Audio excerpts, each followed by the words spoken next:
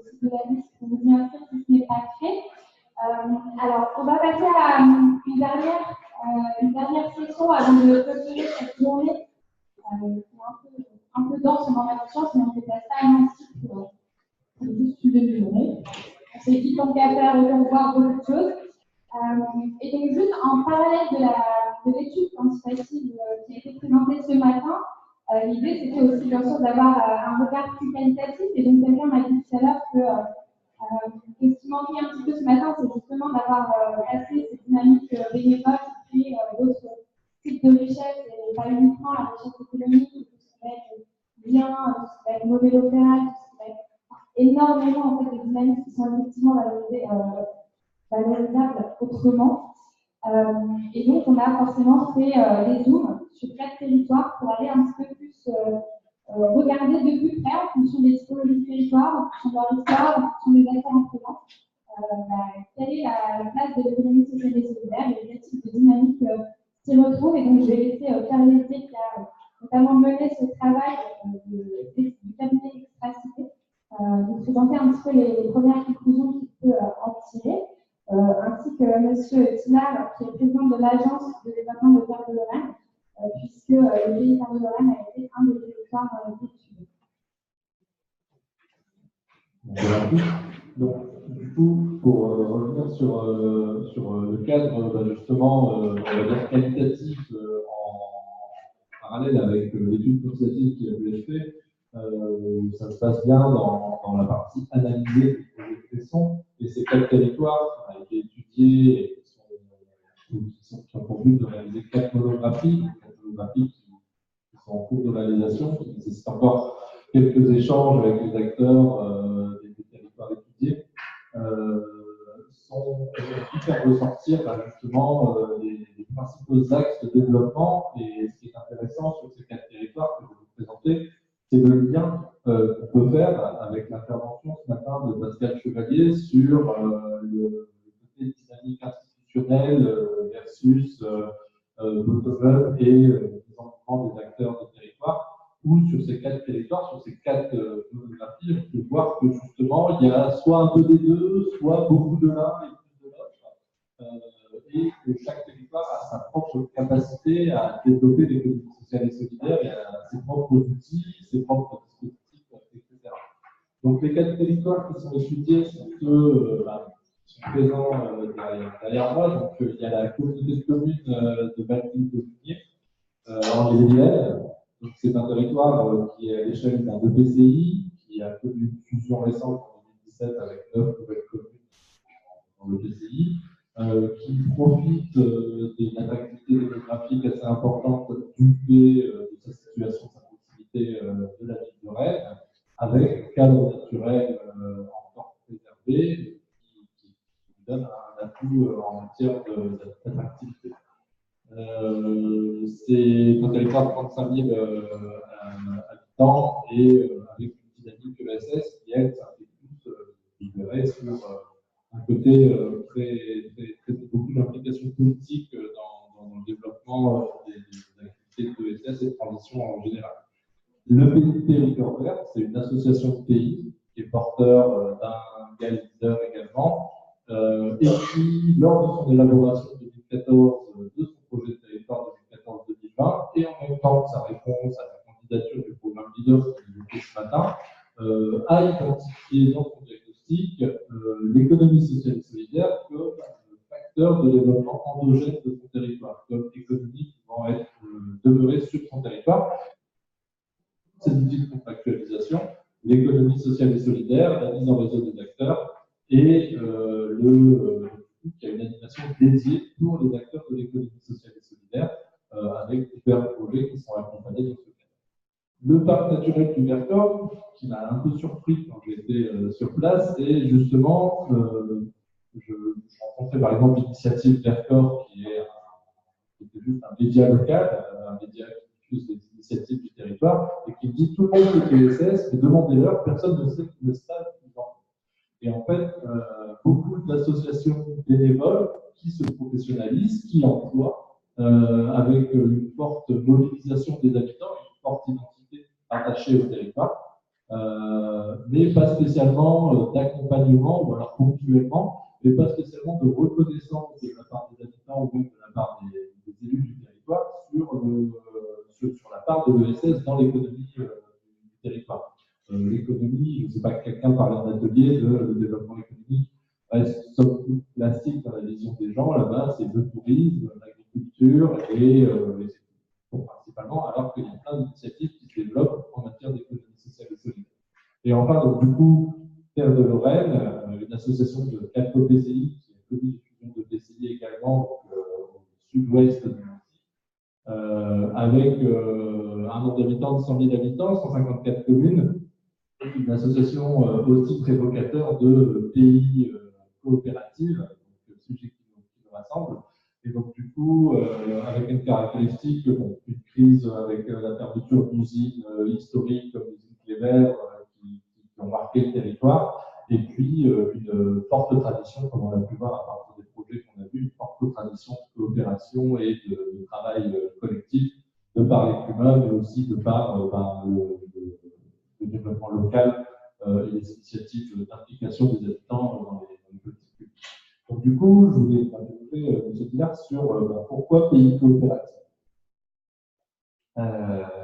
En fait, on s'est longtemps posé la question de savoir ce qui pouvait caractériser le pays et ses satellites, ses boîtes à outils.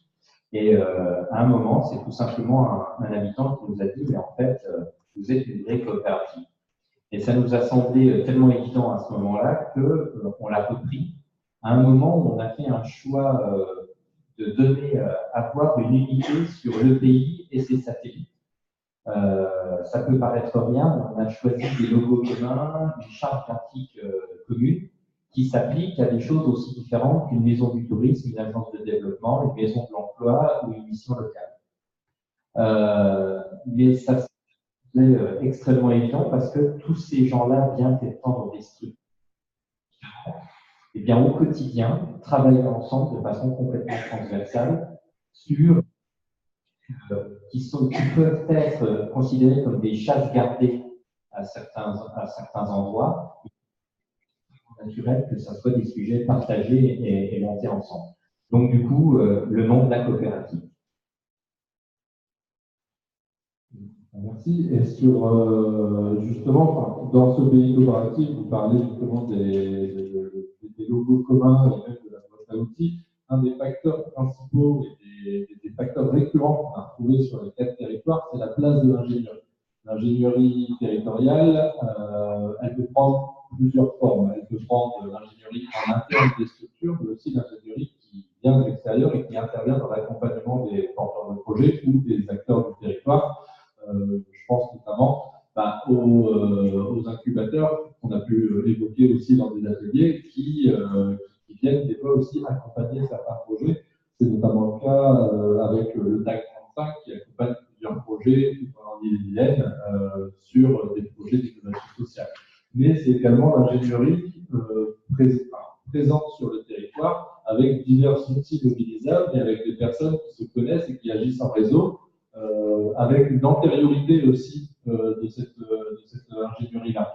On a rencontré du coup des territoires où les ingénieurs territoriaux, ou en tout cas les chargés de mission de territoire, étaient là depuis plusieurs années et qui du coup pouvaient évoquer plus facilement les politiques en cours et qui connaissaient l'ensemble des acteurs du territoire et qui avaient un maillage et une vision beaucoup plus globale avec des personnes sur le territoire qui venaient d'arriver et qui, eux, avaient du mal à nous évoquer ce que c'était l'ESS, ce que prise de poste récente ou difficulté à identifier des acteurs. Donc, l'ingénierie avait quelque chose d'essentiel avec la coordination entre les ingénieries. Parce que, l'avant-dernier point, la multiplicité des acteurs d'accompagnement, c'est que quand il y en a beaucoup, il faut savoir à qui s'adresser. Et si entre elles ne s'adressent pas mutuellement les différents projets qu'on peut accompagner en développement local, et ben, il manque un rouage qui empêche le développement de ces initiatives. Donc, du coup, est-ce que vous pouvez nous expliquer sur cette ingénierie et les pays qui est l'agence de développement dont vous êtes le président? Ce qui est certain, c'est que depuis le démarrage, et alors le démarrage il commence à dater, puisque le cœur du réacteur, c'est l'agence de développement au départ, et elle a été créée au milieu des années 80. Déjà sur un premier choc économique qui était lié à une reconversion sidérurgique sur le secteur, et qui irriguait économiquement très loin dans le rural. Et ce premier choc, donc au milieu des années 80, à l'époque, il n'y avait pas beaucoup de plans de redynamisation économique qui venaient, je dirais, du national, de l'État. Et donc, ça a été un peu toi, le ciel t'aidera. Et il y a eu la création de cette agence de développement. Et immédiatement, on a compris qu'il fallait du temps, il fallait de l'ingénierie. Donc, en fait, il fallait de l'ingénierie qui dure. Ça n'a pas été évident parce qu'il a fallu, je dirais, faire comprendre aux communautés de communes que ce besoin en ingénierie, certes, il y avait possibilité d'aller chercher la subvention, du financement ailleurs, mais il fallait que déjà les communautés de communes mettent la main à la poche pour créer cette ingénierie. Aujourd'hui, c'est tellement naturel que même quand il y a des nouveaux besoins en ingénierie, au niveau du pays, je crois qu'on doit avoir une idée tous les mois, donc de temps en temps, on est obligé de faire le tri, mais il y a des choses qui aboutissent. Eh bien, on est obligé de recruter et d'avoir de l'ingénierie nouvelle. Et je n'ai pas souvenir à aucun moment que les collectivités se posent la question en disant non, ça va pas être possible financièrement ou en termes d'animation, parce que les effets sont tellement importants sur le territoire qu'aujourd'hui, c'est vraiment considéré comme une chance. L'ingénierie, elle a trois utilités. La contractualisation, les dispositifs de contractualisation qui servent à accompagner les porteurs de projets et les projets existants sur les territoires dans le montage financier. Également dans la mise en réseau. Et donc, la mise en réseau entre les collectivités elles-mêmes, entre les acteurs de l'ESS, entre les acteurs de l'ESS et les acteurs du monde privé lucratif classique, qui permet de créer ces liens et de créer des passerelles justement dans un développement économique local territorial. Et là-dessus, par exemple, on peut, sur votre territoire, Parole d'entreprise, qui est une association d'entreprises privées classiques qui travaille régulièrement avec une structure d'insertion et qui est membre du comité de programmation leader. Par exemple, est-ce que très rapidement, on s'est rendu compte que, alors, je pense même, par rapport à ce que vous avez dit, qu'à un moment, on a fait de l'ESS sans le savoir. Et on l'a fait hors des champs de l'ESS classique. C'est-à-dire qu'il nous a semblé extrêmement naturel que l'ensemble des acteurs économiques d'un territoire soit dans la dynamique. Je ne vous dis pas que c'est facile à réaliser. Quand on a une association de chefs d'entreprise qui a plus d'une centaine d'entreprises en son sein, c'est pas d'un claquement de doigts qu'on arrive à les faire venir, à les intégrer dans nos structures, parce que il faut le dire, c'est aussi les chefs d'entreprise qui n'ont pas trop de temps à consacrer.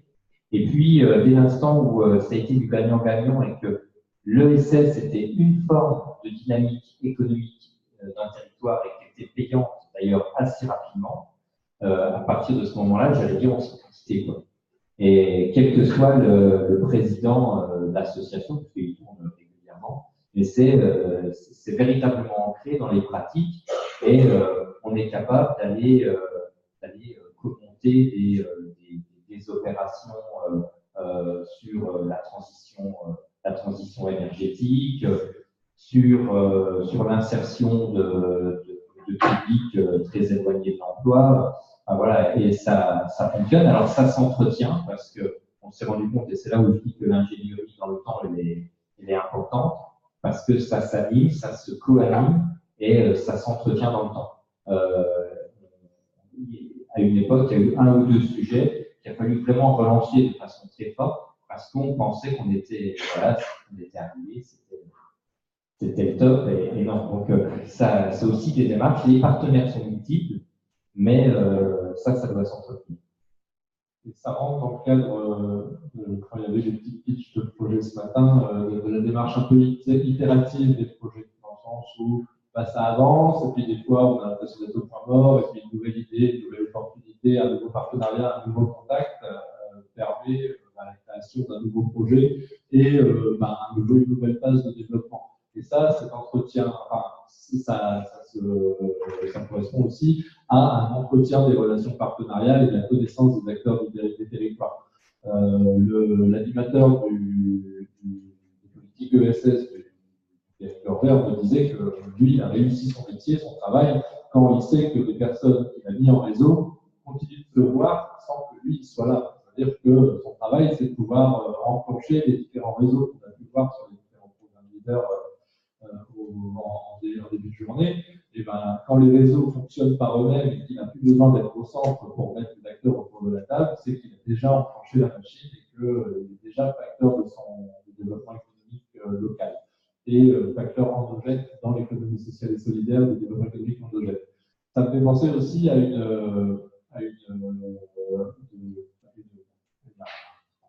un principe développé par la Caisse des dépôts d'économie régénérative sur les territoires. Je vous laisserai vous documenter là-dessus, mais c'est justement quels sont les différents facteurs de développement économique. On parlait de valorisation des ressources, l'ingénierie en fait partie, avoir un booster ou un accompagnateur de structures émergentes est également un des facteurs de développement économique endogène. Et donc, l'ESS en fait partie pleinement, en tout cas, dans une logique de développement local. Si je faisais un petit point sur les dispositifs de contractualisation, et notamment le programme Leader, ce qui est retenu, c'est que sur plusieurs territoires, le programme Leader est intervenu, notamment Périgord Vert, le PNR du Vercors. Le PNR du Vercors ne porte pas de programme Leader, il y a deux programmes Leader sur son territoire, un sur le côté Triède, l'autre sur le côté Rhône. En fait, il y a une animation territoriale avec le PNR, donc on revient sur l'ingénierie, par compétence et par niveau d'expertise des différents animateurs et répartition géographique qui permet un accompagnement au plus proche du territoire et l'accompagnement de projets par différentes phases. On parlait de démarche itérative. Moi, il y a un projet qui m'a marqué dans le Vercors, c'est la place des possibles, où c'est une association, on va dire, d'économie sociale et solidaire de classique, qui se présente classiquement en milieu rural, parce que c'est un foyer de jeunes qui ont des difficultés judiciaires et qui sont accompagnés, qui est devenu au fur et à mesure un centre de formation, qui a acquis des murs pour faire un tiers-lieu, justement, qui avait une ancienne usine textile, qui au début a mis 3-4 personnes autour de la table, s'est fait accompagner dans le cadre du programme Leader qui lui a demandé d'ouvrir le champ des partenariats et d'aller voir d'autres personnes qui étaient éventuellement intéressées pour occuper ce lieu. Et c'est dedans faire une recyclerie, dedans faire un lieu d'échange de savoir, un magasin de producteurs, etc. Et ils se retrouvent à 25 autour de la table et à se dire 2500 m², c'est peut-être plus assez, il en faut plus. Et tout ça dans une démarche d'accompagnement financier dans les études qui ont été faites, jusqu'à l'investissement, donc qui est passé en comité de programmation dans les mois qui viennent, sur justement les prochaines phases, parce que là, le projet a émergé. Si je reviens sur les différents points, il y a quand même un point que j'ai sauté, mais qui paraît important, c'est l'initiative privée à un besoin manquant du territoire, c'est que l'ESS va répondre à un besoin, un manque sur le territoire. L'initiative privée, soit bénévole, soit une structure qui vient s'implanter sur le territoire, ça répond souvent à un besoin qui n'était pas des fois perçu. Les besoins, si je prends l'exemple des recycleries ou des ressourceries, qui est un cas précis sur le terre de Lorraine et qui s'est retrouvé sur l'ensemble des territoires, ou l'exemple des commerces, ça répond à un besoin. Un commerce qui était manquant à Valville-de-Vigné, qui n'existait plus sur la commune, c'est vu des néo-ruraux, on parlait des néo-ruraux qui viennent s'installer sur les territoires ruraux, viennent s'installer sur un territoire, proposent une SIC avec, ils pensaient être 4 plus 2-3 élus, plus les amis de la famille dans la SIC, et ils se retrouvent à 70 habitants dans la SIC qui veulent donner du temps bénévole pour gérer l'épicerie, la restauration et faire partie du projet de territoire. Sur les facteurs qui peuvent différencier, par contre, il y a l'attractivité naturelle du territoire en fonction des facteurs d'attractivité démographique classiques.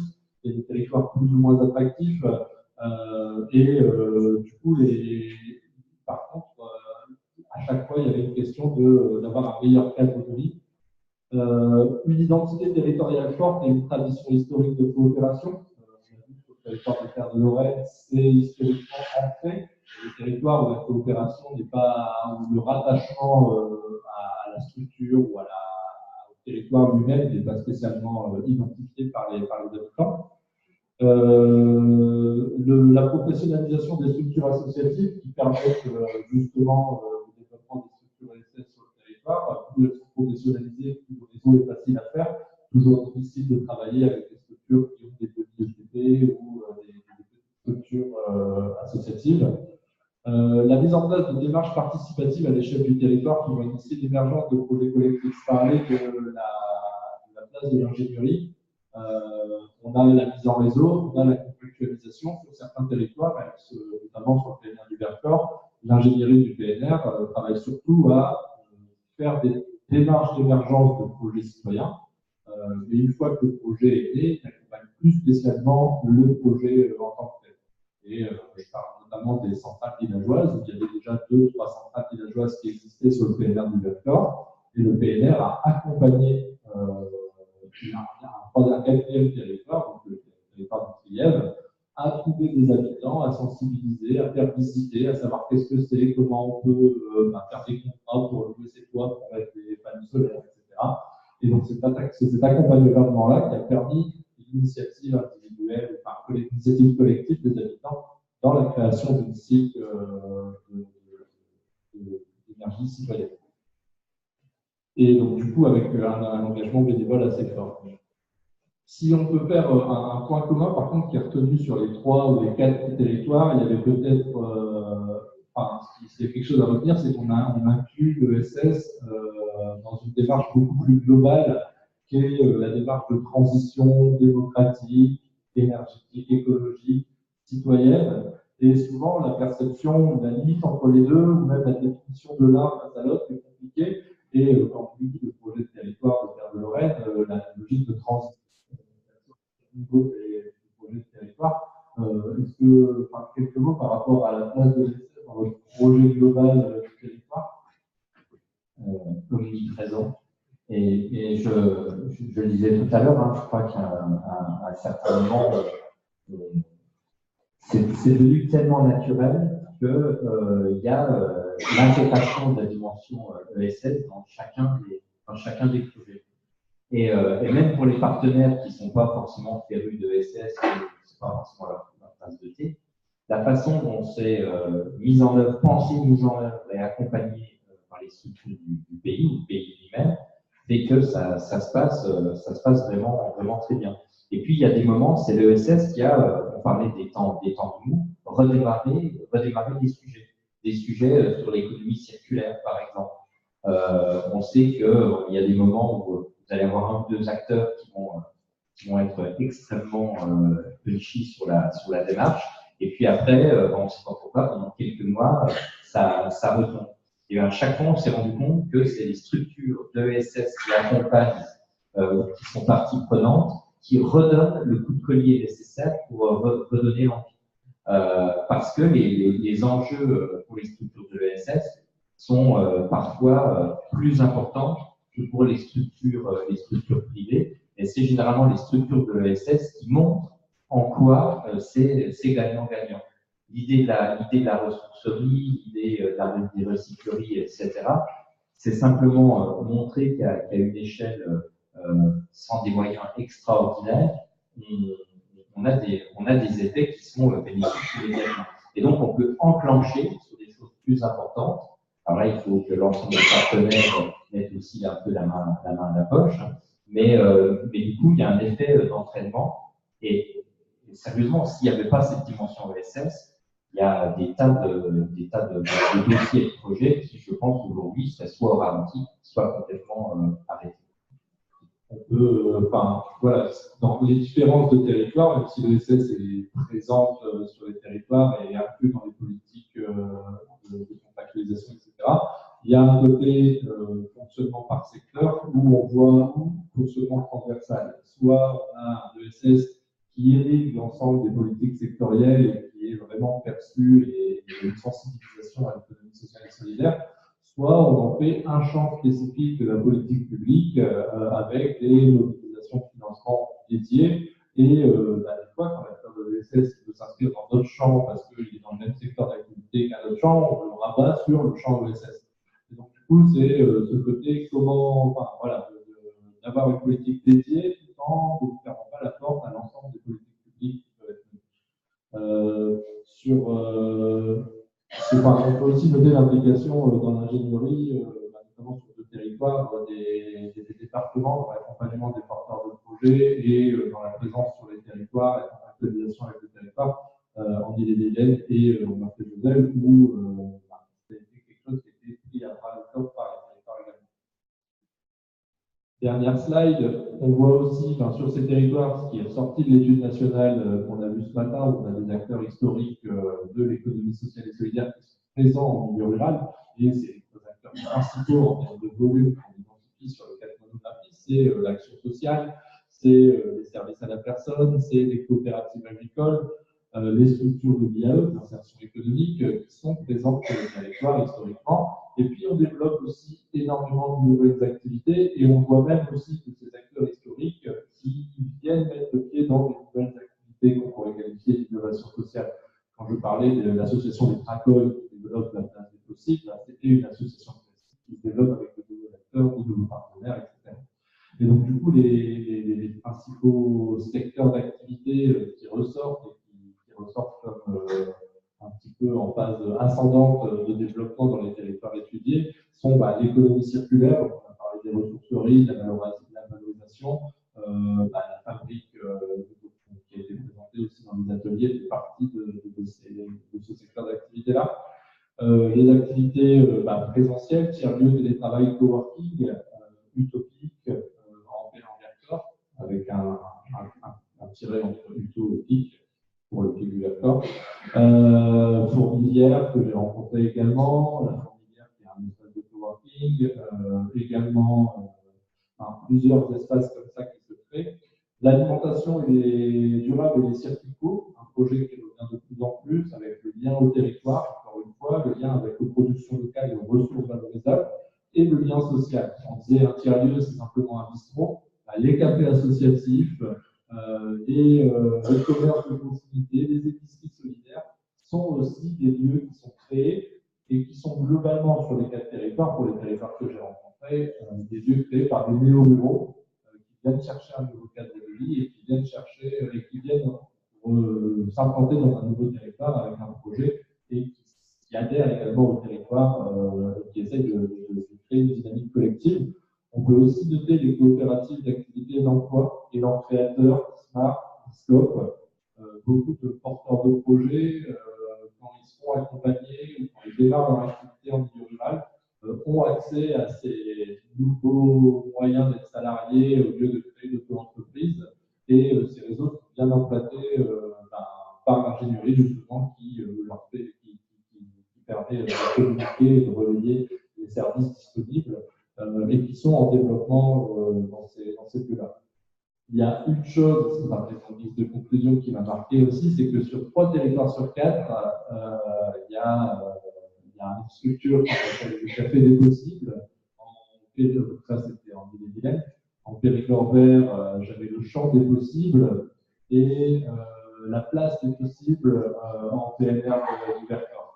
Et je pense que ça peut faire un bon résumé de donner la possibilité au territoire de rendre possible, de créer collectivement. Le côté de rendre possible, on parlait aussi d'avoir un discours positif et de ne pas dénigrer son territoire. Et c'est ce que cherchent à faire ces acteurs sur les territoires, c'est de dire que en fait, on est peut-être un territoire rural, on est peut-être plus éloigné d'un territoire urbain, et c'est pas pour ça que c'est pas possible ici non plus d'avoir un développement économique local.